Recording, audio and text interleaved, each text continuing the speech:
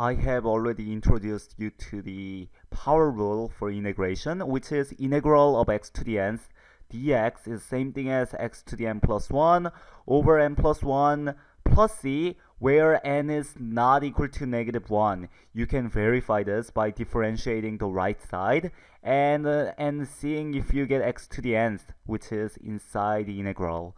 Now, I want to introduce you to a few additional integration rules that you should be comfortable with before we get into more complex integration. Let's start with integral of constant dx.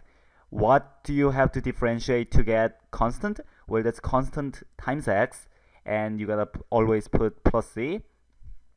How about constant times some function dx? It turns out, and you can verify it by differentiation, you can get k outside. You can get the constant outside to get constant times integral of f of x dx.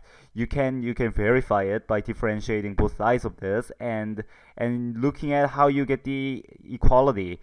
Let me actually do that. Derivative with respect to x of the left side gets you k times f of x, and the reason is the integral of k times f of x dx is the function that if you differentiate, you get k times f of x. And since you're differentiating that function, you should get k times f of x, because integration and differentiation are the opposite.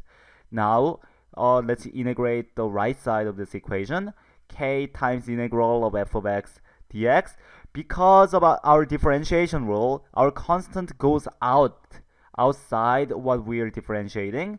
So we got derivative with respect to x of our function, or the integrand of the integral of our function times our constant, which also gets k times f of x.